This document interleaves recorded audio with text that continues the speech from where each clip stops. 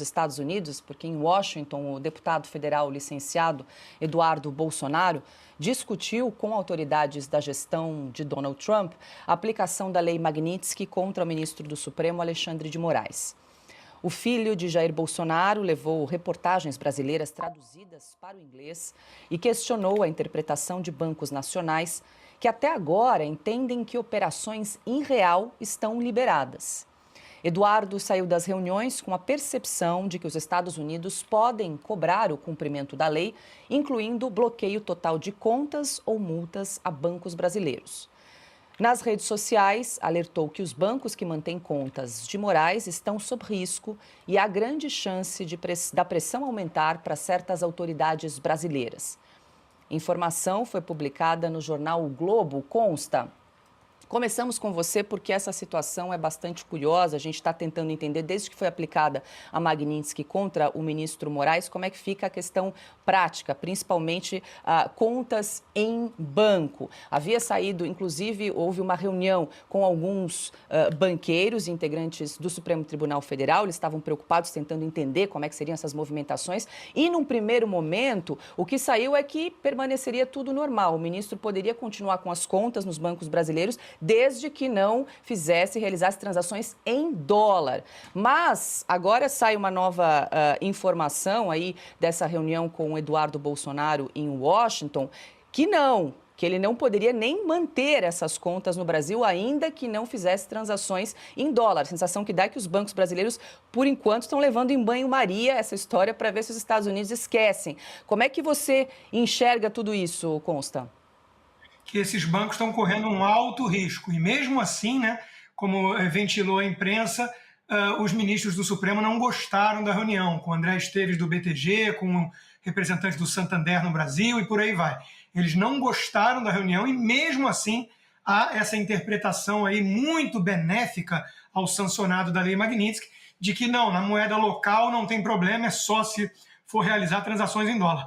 Não é a interpretação, por exemplo, que eu, um leigo, tenho da Lei Magnitsky. Pelo que eu já li sobre o assunto e pelo que a gente já viu em outros países, há precedentes de que não é esse o intuito da Lei Magnitsky. O intuito da Lei Magnitsky é uma bomba atômica financeira, é tornar o sancionado um pária internacional para que ele não possa viver dentro do sistema bancário mundial. Ou seja, ele tem que ser desligado dos bancos como correntistas, dos bancos que querem operar mundo afora. É o caso do BTG, que tem operação aqui em Miami, é o caso até do Banco do Brasil, que tem o BB Américas, é o caso de todos esses, né? Então, Itaú, Bradesco e por aí vai.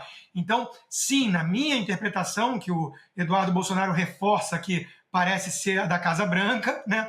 Você tem que ser desligado dos bancos e operar com papel moeda ou com dinheiro da Angola, ou seja lá o que for, né? Você tem que ser desligado como correntista e é mais grave do que isso, né? O próprio Silvio deu exemplo aqui do que pode estar para chegar para ele e ele não tem noção ainda. É aplicativo de empresa americana que ele não vai poder usar. De novo, você vira um pária para o mundo americano e quem quer operar com o mundo americano.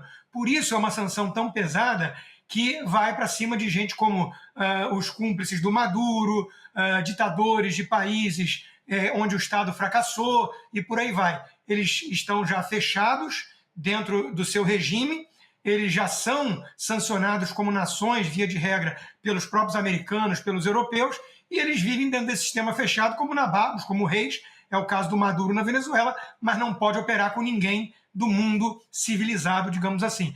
É isso que recaiu sobre a cabeça de Alexandre de Moraes. O André Esteves está dourando a pílula, por que será? Eu não sei. Agora, se vier um aviso, tudo bem, veio só um aviso, saiu barato. Mas há precedentes de multas multibilionárias em outros bancos que tentaram ser engraçadinhos. Silvio, antes de te ouvir, deixa eu trazer mais um recorte, porque Eduardo Bolsonaro, antes dessa reunião com autoridades da Casa Branca, ele concedeu uma entrevista à BBC e criticou o ministro Alexandre de Moraes. Eu estou disposto a ir às últimas consequências para retirar esse psicopata do poder. Se depender de mim, a gente vai continuar aqui dobrando a aposta até que a pressão seja insustentável e as pessoas que sustentam Moraes larguem a mão dele para que ele vá sozinho para um abismo. E certamente o Trump segue tendo uma demanda, uma possibilidade muito grande sobre a sua mesa sobre a aplicação de sanções, né? A extensão, lei Magnitsky para outras pessoas. Você tem ali na mesa, por exemplo, do secretário Marco Rubio a possibilidade de retirada de vistos, dentre outros mecanismos de pressão para tentar fazer com que o Brasil saia dessa crise institucional que nós vivemos.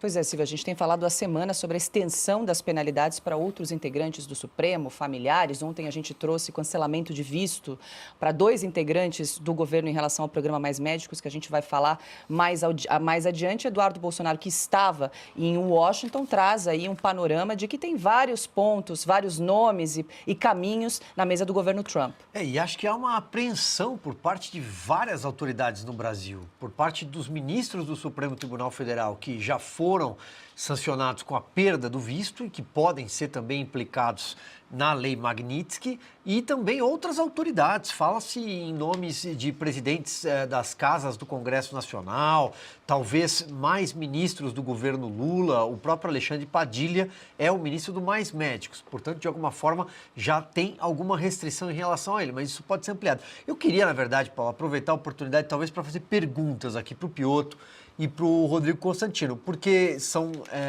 da área econômica, da seara econômica, e acho que as minhas dúvidas talvez sejam dúvidas também de muita gente que está do outro lado da tela.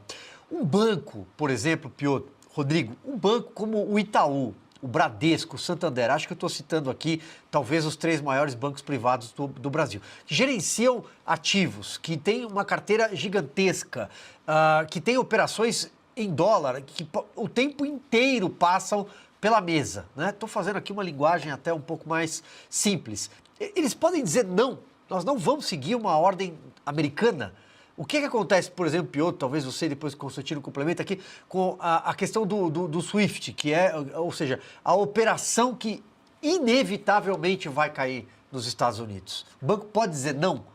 Não, não pode, nem deve. Se fizer, ele fica restrito ao mercado nacional. Só que esses bancos não gerenciam apenas pagamentos entre um brasileiro aqui, uma empresa brasileira, ou um cidadão e um fornecedor fora do país. Eles fazem intermediação, inclusive, de investimentos grandes, de dinheiro que vem de grandes empresas para investir em projetos que já existem no Brasil. Ou seja, esse banco perderia acesso ao sistema SWIFT, que é exatamente o sistema em que houve o banimento dos bancos russos depois da invasão da Ucrânia pelo exército russo. Os bancos russos hoje não operam mais em dólar, não operam com nenhum outro banco desse imenso sistema chamado SWIFT, que é de trocas financeiras. Podemos chamar, é um sistema internacional de pagamentos, para resumir de uma maneira só. Você vai, faz um pagamento aqui, o sujeito recebe em qualquer lugar do mundo. Aquele lugar do mundo faz um pagamento para você e você recebe na sua agência aqui. Você precisa de um sistema internacional que interligue todas essas operações. O Brasil faz parte do sistema SWIFT. É claro que no caso da Rússia houve o banimento de todo o sistema bancário, porque ali era uma sanção ao país como um todo. Eu até escrevi no artigo da semana, é a sanção das sanções, porque aí o banco fica completamente fora. Tanto que o que faz a Rússia hoje para vender o seu petróleo para o mercado exterior? Ela usa a China, que na verdade faz trocas lá, sabe-se lá em que nível, mas a China que passa a ser intermediária, troca com ela todo o petróleo que compra e depois recupera outros produtos, enfim. Ou até, para se ter uma ideia, os navios se encontram em algum lugar do oceano, em algum lugar, em algum mar pelo planeta e fazem a troca, ou seja, o navio russo manda aquele petróleo para outro navio para poder chegar num país mais limpo. Mas toda essa operação vai por outras moedas que não o dólar. E aí nós temos que lembrar, o sistema hoje do comércio internacional é movido a dólar. É dólar que funciona. E você não ter o acesso ao sistema SWIFT quebra um banco, obviamente. Ele não pode atuar fora do Brasil. É inimaginável que o Itaú não queira permanecer no sistema SWIFT. É inimaginável que o Santander, que já é um banco internacional com operação no Brasil, que seja punido por isso. Não vale o risco. É simplesmente abrir mão da principal atividade deles, nesse caso, quando se fala de comércio exterior. Vale para o Bradesco, vale para o Banco do Brasil, vale para qualquer banco que tenha essa operação. A lei, para mim, como o Constantino já fez menção, é muito clara. O banco não vai ser sancionado do ponto de vista primário. Primário é o CPF daquele sancionado. Isso é o que se chama de sanções secundárias. Se o banco continuar dando vida financeira para esse sancionado, ele sofre as sanções secundárias. Pode ser um aviso primeiramente, saia desse negócio, volte à legalidade, ou, pior, aí sim vem uma multa pesada, como também já ocorreu. Ou seja, o banco não dá para imaginar que um banco como esse, de investimento, um banco de varejo, corra esse risco. Tanto que o Bradesco, vamos só lembrar, o Bradesco é dos bancos mais conservadores do Brasil. O Bradesco, no primeiro momento, disse, cumprimos a lei. Acho que isso já passou um recado de todo o sistema bancário. O que eles disseram naquela reunião é aquela coisa, acho que a Paula foi ao ponto, né? Vamos ganhar tempo. Vai que alguma coisa acontece nesse meio do caminho, por enquanto não chegou, mas a hora que chegar o recado, é muito difícil imaginar que um banco brasileiro vai dizer não para uma determinação, sendo que ele tem operações no mundo vinda do sistema SWIFT. Que seja só pelos americanos, mas os americanos são fundadores do sistema SWIFT e convenhamos, eles mandam e mandam muito no sistema SWIFT. E você imagina o caos no sistema bancário brasileiro, no sistema financeiro brasileiro, bancos que são gigantes, punidos por conta de uma pessoa, por conta de um ministro que os Estados Unidos classificam como violador de direitos humanos. É inacreditável imaginar que isso seja possível. Eu, pelo menos, não consigo, Paulo. Não sei se o Rodrigo pode até complementar, claro, até com informações dos Estados Unidos. Eu não consigo acreditar que um banco desta estatura vai se prejudicar e prejudicar brasileiros por causa de uma pessoa que é classificada como violador de direitos humanos.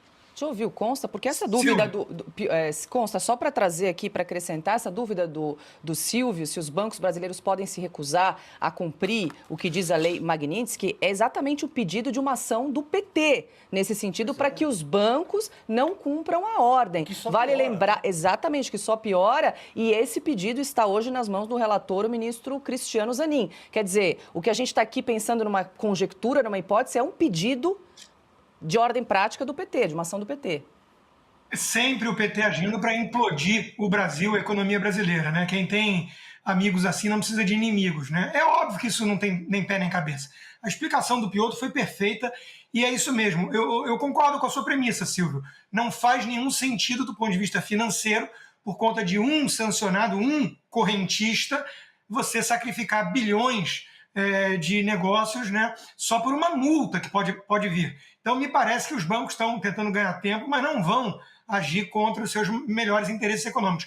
Eu quero acrescentar um outro ponto, que há precedentes de multas bilionárias, uma delas chegou a quase 9 bilhões de dólares na Europa, mas há precedentes também de pegar a malandragem. Aqui o Brasil é mestre, né, em malandragem. Então, tem que tomar cuidado para ver se não tem algum banqueiro muito próximo do PT e do consórcio pensando em dar uma de João sem braço, uma de esperto, né? Não, vamos aqui fazer um caminho alternativo. Veja, laranjas não podem também. Vamos dar um exemplo aqui, se o Barroso, que tem milhões de motivos para temer uma sanção dessas, fosse sancionado. A dona do apartamento no Key Biscayne, em Miami, não é o Barroso CPF. É uma empresa chamada Telub, que são as iniciais de Tereza, Luna e Bernardo, os filhos e a esposa falecida. Telub Florida LLC. Essa é a empresa dona, mas é dele o apartamento. Então não tem malandragem aqui. Se alguém estiver emprestando cartão de crédito ou de débito para o Alexandre de Moraes, um amigo do peito, digamos assim, né, e o Alexandre estiver usando, essa pessoa vai acabar sendo sancionada também, ou punida, e os bancos vão ter que apresentar justificativa, senão os bancos vão ser punidos. Não tem moleza, os americanos têm um acompanhamento muito minucioso dessas transações e eles conseguem identificar esse tipo de coisa, né? Eles são muito bons nisso e eles vão punir se houver malandragem. Então é evidente que para esses bancos todos mencionados, que têm operações grandes, inclusive nos Estados Unidos, todos eles, a única saída é virar para o Alexandre de Moraes e falar: eu tentei de tudo, meu companheiro, mas a partir de hoje você pode pegar o salário no Banco do Brasil? Não. Você pode pegar o salário no caixa do Banco do Brasil em espécie, porque você não pode mais ter depósito na sua conta corrente. Será? Você vai ter que sacar na boca do caixa? Pois é. Bom, Paula, só fazer um adendo aqui, uma linha, agora fora um pouco da seara econômica, pensando do ponto de vista de imagem. Esses bancos, só os 3 bancos privados que nós citamos aqui, tá? Eles investem muito dinheiro, muitos milhões em propaganda. As principais agências de marketing e propaganda do Brasil.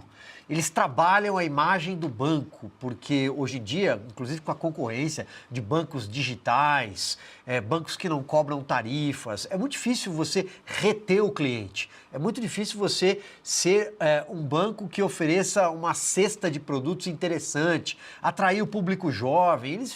O tempo inteiro eles tentam trabalhar essa imagem. Alguns caíram para o lado woke, quando a agenda woke foi interessante, depois recolheram, né, puxaram a corda, voltaram para o...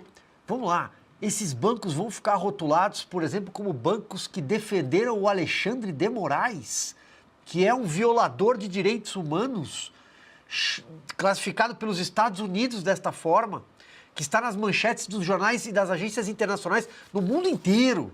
No mundo inteiro. Tivemos essa semana New York Times e Wall Street Journal, mas podemos citar a Economist, podemos citar o Clarín na Argentina, a agência ANSA, Reuters, quem você quiser.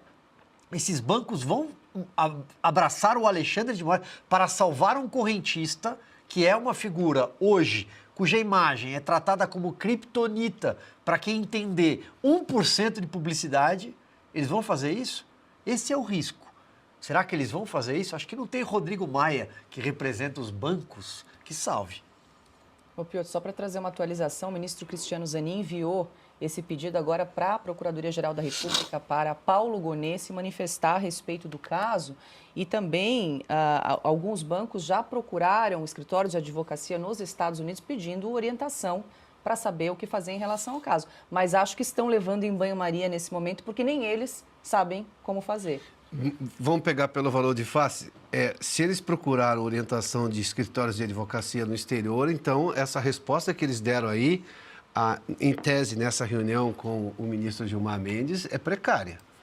Bom, é simples, se você não tem certeza, que resposta que você deu? Não, deu uma resposta, não, vamos ver, não sei do que. Não, está muito claro. O PGR, a gente tem que se lembrar aqui, quando saiu a possibilidade desse noticiário, enfim, essa coisa toda da lei Magnitsky e tudo mais, o PGR, se bem me lembro, classificou como morte civil, alguma coisa assim, né? Ou pena de morte. Pena de morte civil, alguma coisa deste gênero. Ele entende exatamente a gravidade da aplicação da lei, que agora já é uma realidade. Então, ele vai dizer o quê? Não, pode ficar tranquilo que os bancos brasileiros não serão punidos. Primeiramente que o que ele pode dizer em relação à lei brasileira é uma coisa. Só que, de novo, e é interessante a gente sempre lembrar disso, a Global Magnitsky não é uma lei que influencia na legislação brasileira. Ela não muda nenhum artigo de nenhuma lei brasileira, absolutamente nada. Ela é uma lei americana que sim sanciona um cidadão em qualquer lugar do mundo e que este cidadão, se acessar qualquer serviço de uma empresa que tenha americana ou que tenha acesso a, por exemplo, a economia americana, ela é punida por uma sanção secundária. Não tem invasão de prerrogativa nenhuma. É uma lei americana, ela não está interferindo em absolutamente nada da legislação brasileira. Agora, se ele usar um cartão de crédito por qualquer uma dessas empresas americanas, ele não pode, porque esta empresa responde lá nos Estados Unidos. Ela responde porque ela tem sede nos Estados Unidos e ela responde à lei americana. Ou se um banco brasileiro, mesmo sendo brasileiro, sediado aqui, com todas as informações muito claras da lei brasileira, mas ele atua lá fora, aí ele, em algum momento, por atuar lá fora, ele tem que responder à legislação americana. E na legislação americana, a lei Magnitsky se sobrepõe. Nesse caso, porque se trata de violação de direitos humanos. É uma lei gravíssima. Ou seja, a bobagem, a narrativa, quase infantil, na verdade foi uma narrativa, eles sabiam do que eles estavam falando, né? De que, olha, está interferindo na soberania brasileira. Não. Se o ministro continuar aqui, tanto que ele continua ministro Supremo, o Supremo não se manifestou. Vamos tirar o Alexandre de Moraes porque foi sancionado pela lei Magnitsky. Não, o Supremo achou que não deve fazer nada. Mas as questões financeiras envolvidas neste caso específico, e claro que isso tem uma série de outras sanções que podem ser ainda aplicadas, é pela lei americana. Pronto, acho que está muito claro. Não adianta ficar com essa narrativa porque não vai colar. É simples assim porque não é a realidade. Agora, 18 horas e 59 minutos.